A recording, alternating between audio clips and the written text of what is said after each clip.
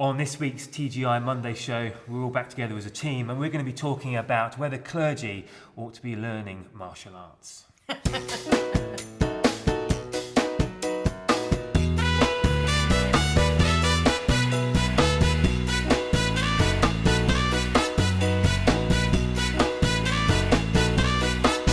Hello and welcome to TGI Monday. It's really nice to be back with everyone for the first time in quite a long time. Yeah. Dan, it's nice to have you back. Did you have a good summer? I did, thank you very much. Good to be back. Excellent. Good, and we're all back into sort of normal life, patterns of life. Yeah, kids going back to school, Definitely. All that. Well, let's get on. We've got an interesting question today. This question that came from George Barbrook. He wants to know if the church is committed to sending more clergy into urban and inner city parishes, should clergy be trained in self-defence and conflict resolution? Now, I don't know if any of you know George. He puts together the talking news that the diocese sends out. Diocesan Digest comes out of the Thank you. cathedral. Oh, Thank you, that sends out for people who are blind or visually impaired. And I went to see him over the summer. He interviewed me because he wanted to know about what I do in TGI Monday and how people, you know, who are blind and visually impaired could listen to that and so on.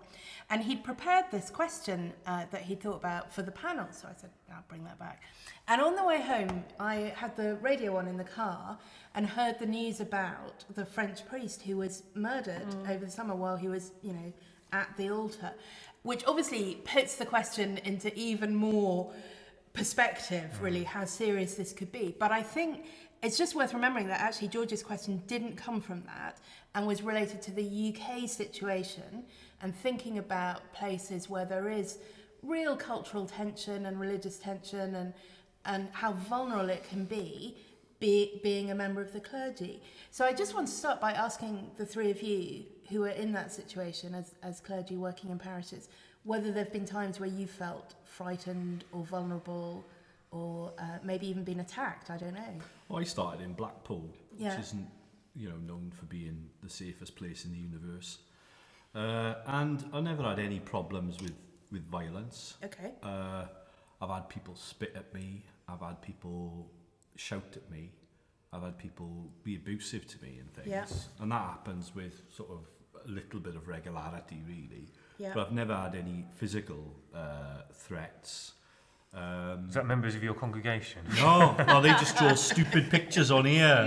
There's stupid pictures, I know. defaced pictures on here. I think we should point out that although there is security and spotlight after priest murdered, Howell was not actually Murdered. the priest. That was just a media spin, and I'm sure that was Paul Evans that was who did that.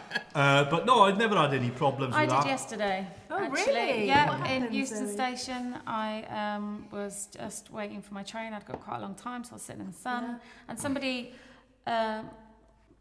certainly drunk and on something, but also with mental health problems, wouldn't leave me alone and was just kissing me on the head repeatedly. Were you in your And chair? then, no, I was just sitting, Okay. and then was doing the whole "I'm a djinn come to destroy you" stuff. Oh, God. And I realised, Oh, oh stuff my like gosh, that. I Yeah, don't yeah, know yeah. how to get away from this because my train is another 40 minutes. If I just go in there, he's coming with me. And I was really frustrated with myself. And actually, a man eventually did come over and managed to completely defuse him and then we were on the same train. And this little guy came over. As it happens, he's a boxer. And he said, I was just sitting there looking around thinking, is anybody going to help this woman? Because somebody probably will have to knock him, because he was getting really angry I've had stuff and like then that. all over People with me. mental illness And I was so things, yeah. cross that even though I do jiu-jitsu, that stuff, I mean, that's actually just a hobby and an exercise. I did feel, okay, I've sat here wearing my dog collar, I chose not to take it off. I'm definitely putting myself in quite a vulnerable position. And that is quite real, It's the particularly risk you in take, general though, public isn't it? places. It's Yeah, the and I risk didn't we choose to take, do anything is it- differently, but I was tangibly at risk. I know the vicar in my hometown got stabbed on his doorstep with someone with some mental health problems. Yeah. And my mother lover was on the phone, you know, and all this sort of thing.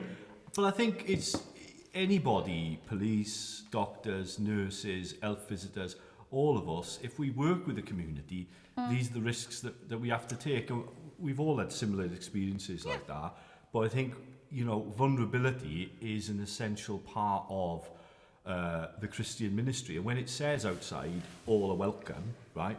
That With means- that comes an extreme and in some cases fatal risk.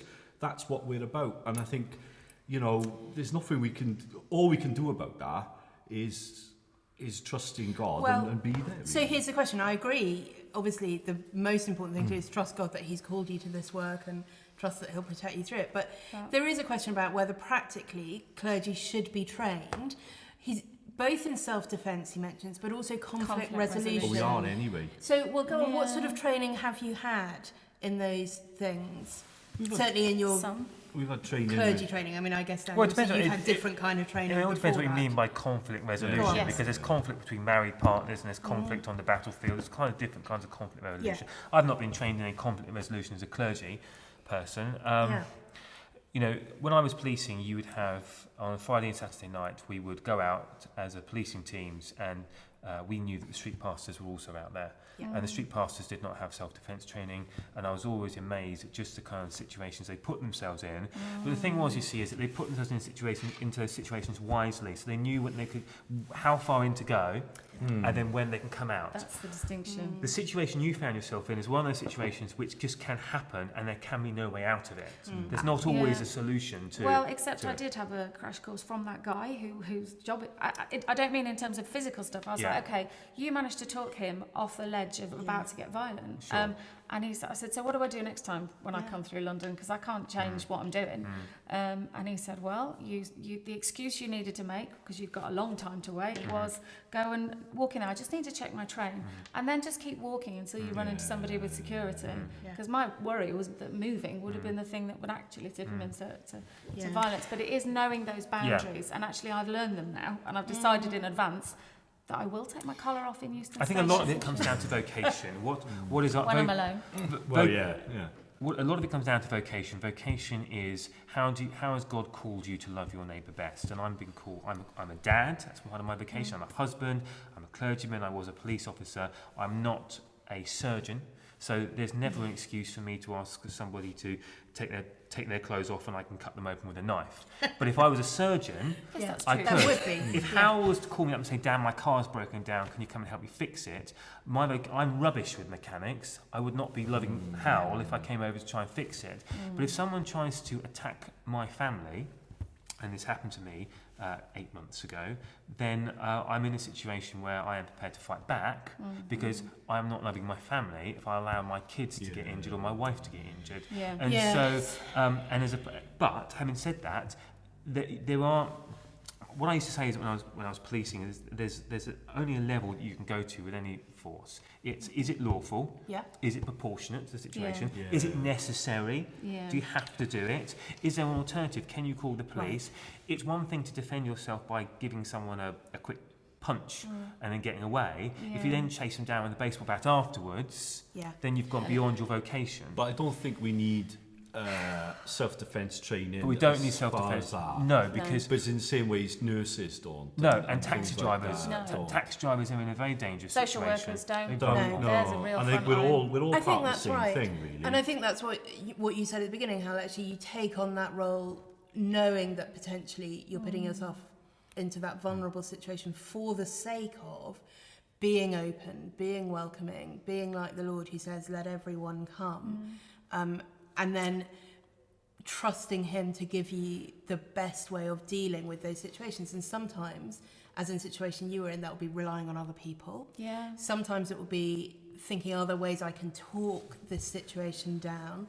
And sometimes it may be more than that. We haven't do mentioned- need to finish, Dan. So one very Turning the quick other thing. cheek is a really I was important gonna say part that, of this. yeah. Yes. When Jesus was taken away to be arrested, Peter pulled out a knife and he cut someone's ear off, and Jesus put it back on and said, "Look, Peter, I could call down 1,000,000 angels." This is what this is for. He said, "I don't need Jesus. Yeah. I don't need you, Peter, and your little knife. Exactly. Yeah. You know, that's not Exactly. your role here." And I think that is very important, being willing to take what's given, to turn the other cheek and say, actually, you know, I am here to be vulnerable to you. That's so countercultural, to not fight back, to not stand on our rights always. And I think maybe that's partly what our calling is, to be those people standing in society. So really interesting question, George. Lots more to think about. And obviously, you know, it may be different in different kinds of situations what the wise thing is to do. But I think as a whole, we don't particularly feel that should be an important part of clergy training. Thanks for the question, though. I think if you hit someone, you've lost, don't you, really? Unless you're Helen Archer.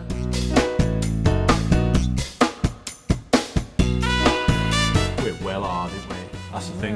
Yep. Oh, well hard.